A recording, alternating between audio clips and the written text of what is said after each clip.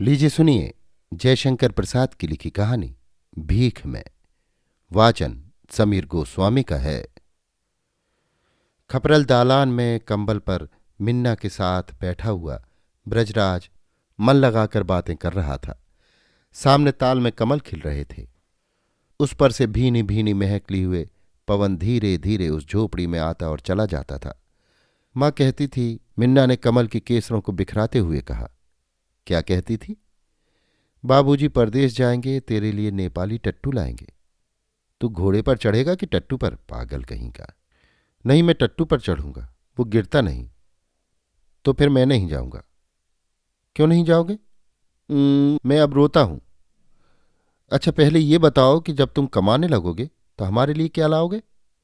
खूब ढेर सा रुपया, कहकर मिन्ना ने अपना छोटा सा हाथ जितना ऊंचा हो सकता था उठा लिया।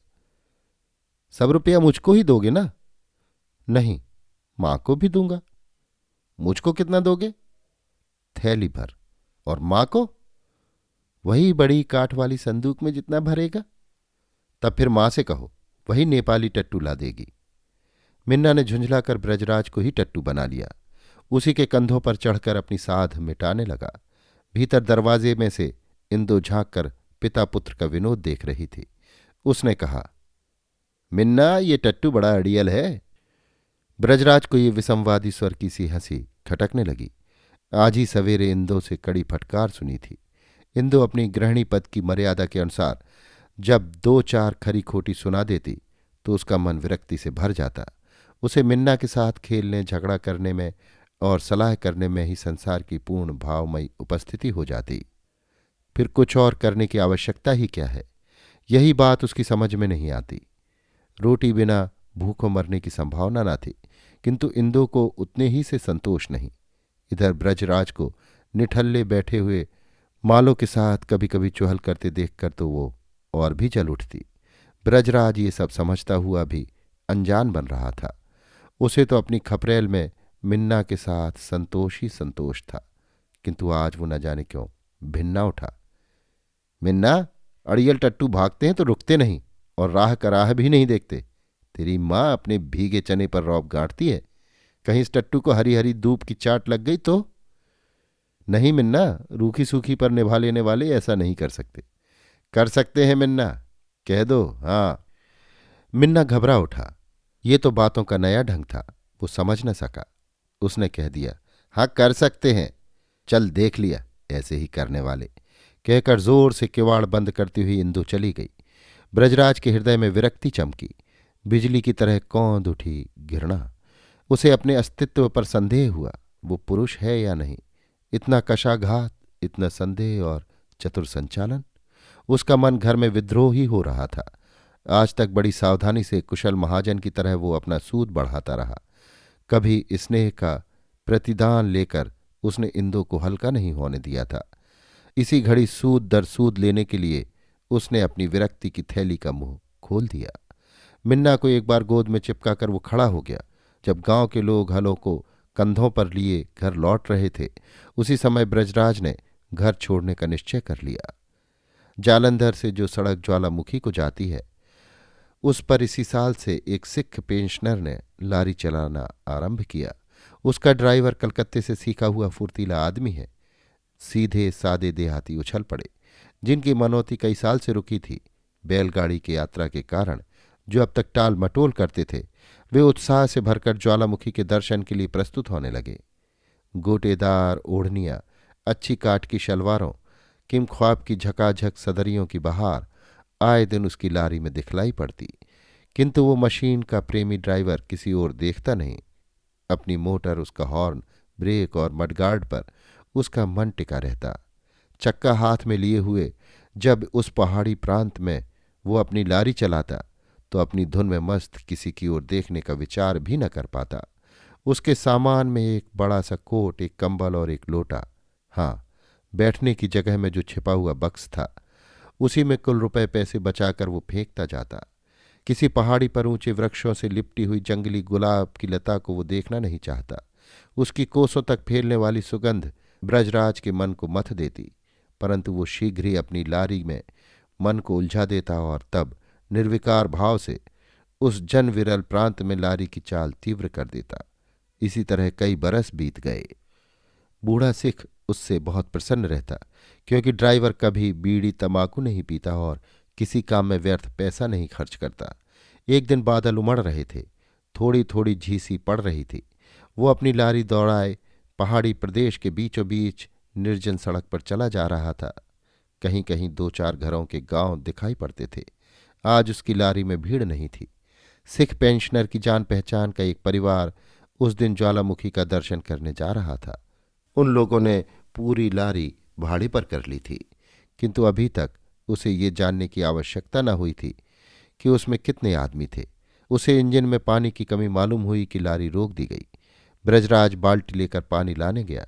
उसे पानी लाते देखकर लारी के यात्रियों को भी प्यास लग गई।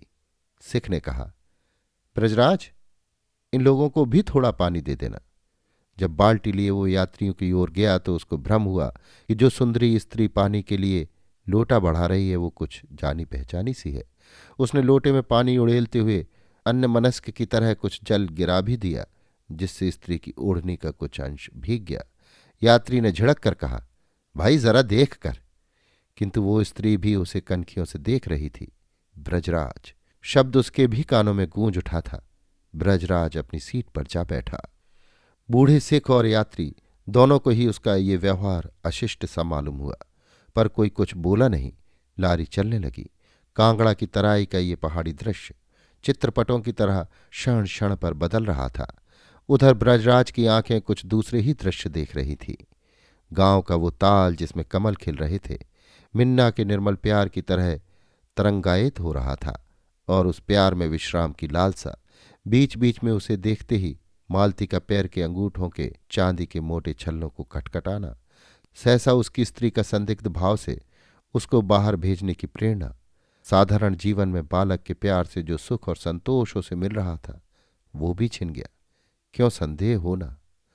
इंदो को विश्वास हो चला था कि ब्रजराज मालो को प्यार करता है, और गांव में एक ही सुंदरी चंचल हंसमुख और मनचली भी थी। उसका ब्याह नहीं हुआ था। हाँ, वही तो मालो, और ये ओढ़नी वाली, ये पंजाबी में। असंभव। नहीं तो वही है, ठीक ठीक वही है। वो चक्का पकड़े हुए पीछे घूमकर अपनी स्मृति धारा पर विश्वास कर लेना चाहता था। ओह, कितनी भूली हुई बातें इस मुख ने स्मरण दिला दी। वही तो। वो अपने को ना रोक सका, पीछे घूम ही पड़ा और देखने लगा।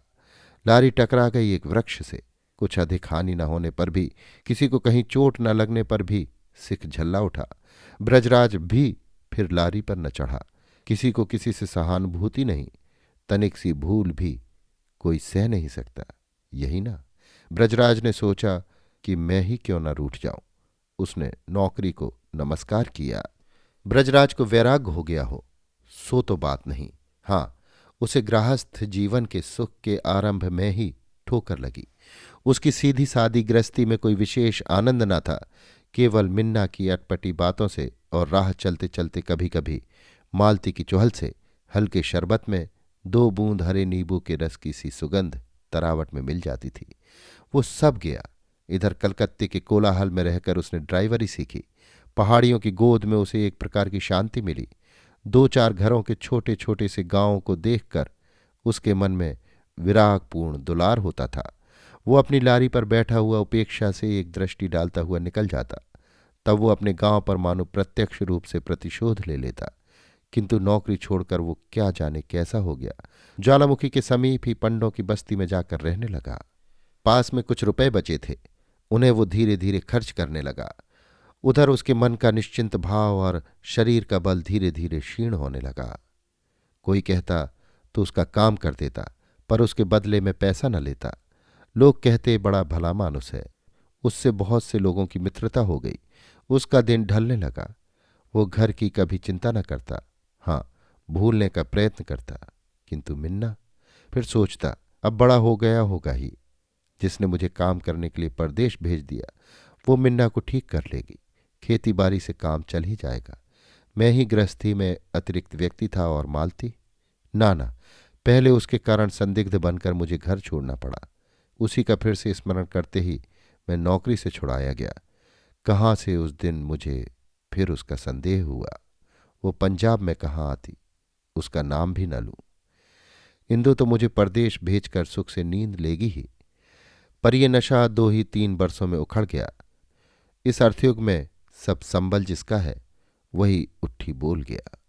आज ब्रजराज अकिंचन कंगाल था, आज ही से उसे भीख मांगना चाहिए।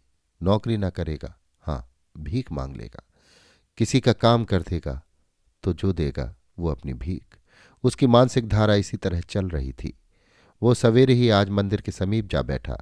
आज उसके हृदय से भी वैसी ही एक ज्वाला भक्त से निकलकर बुझ जाती थी और कभी विलंब तक लपलपाती रहती है, किंतु कभी उसकी ओर कोई नहीं देखता। और उधर तो यात्रियों के झुंड जा रहे थे। चैत्र का महीना था, आज बहुत से यात्री आए थे। उसने भी भीख के लिए हाथ फैलाया। एक सज्जन गोद में छोटा सा बालक लिए आगे बढ़ गए। पीछे एक सुंदरी अपनी ओढ़नी संभालती हुई क्षण भर के लिए रुक गई थी। स्त्रियां स्वभाव की कोमल होती हैं, पहली ही बार पसारा हुआ हाथ खाली न रह जाए, इसी से ब्रजराज ने सुंदरी से याचना की। वो खड़ी हो गई। उसने पूछा, क्या तुम अब लारी नहीं चलाते? अरे वही तो ठीक मालती का सस्वर। हाथ बटोरकर ब्रज ने कहा, कौन मालो? तो ये तुम ही हो ब्रजराज? हाँ तो, कहकर ब्रजराज ने एक लंबी सांस ली। मालती खड़ी रही। उसने कहा, भीख मांगते हो? हाँ, पहले मैं सुख का भिखारी था। थोड़ा सा मिन्ना का स्नेह, इंदो का प्रणय, 10-5 बीघों की काम चलाऊ उपज और कहे जाने वाली मित्रों की चिकनी चुपड़ी बातों से संतोष की भीख मांगकर अपने चिथड़ों में बांध कर मैं सुखी बन रहा था। कंगाल की तरह जन कोलाहल से दूर एक कोने में उसे अपनी छाती से लगाए पड़ा था, किंतु तुमने बीच में थोड़ा सा प्रसन्न विनोद मेरे ऊपर ढाल दिया, वही तो मेरे लिए। ओहो पागल इंदो, मुझ पर संदेह करने लगी। तुम्हारे चले आने पर मुझसे कई बार लड़ी भी। मैं तो अब यहां आ गई हूं। कहते कहते वो भय से आगे चले जाने वाले सज्जन को देखने लगी। तो वो तुम्हारा ही बच्चा है ना? अच्छा अच्छा।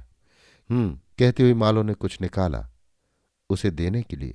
ब्रजराज ने कहा, मालो तुम जाओ, देखो वो तुम्हारे पति आ रहे हैं। बच्चे को गोद में लिए हुए मालो के पंजाबी पति लौट आए। मालती उस समय अन्यमनस्क, शुद्ध और चंचल हो रही थी।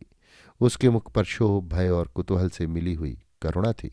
पति ने डांट कर पूछा, क्यों, वो भिखमंगा तंग कर रहा था? पंडा जी की ओर घूमकर मालो के पति ने कहा, ऐसे उचक्कों को आप लोग मंदिर के पास बैठने देते हैं? धनी जजमान का अपमान वो पंडा कैसे सहता। उसने ब्रजराज का हाथ पकड़कर घसीटते हुए कहा, उठ बे, यहां फिर दिखाई पड़ा तो तेरी टांग ही लंगड़ी कर दूंगा। बेचारा ब्रजराज यहां धक्के खाकर सोचने लगा, फिर मालती, क्या सचमुच मैंने कभी उससे कुछ? और मेरा दुर्भाग्य, यही तो आज तक अयाचित भाव से वो देती आई है। आज उसने पहले दिन की भीख में भी वही दिया। अभी आप सुन रहे थे जयशंकर प्रसाद की लिखी कहानी भीख में। वाचन समीर गोस्वामी का था।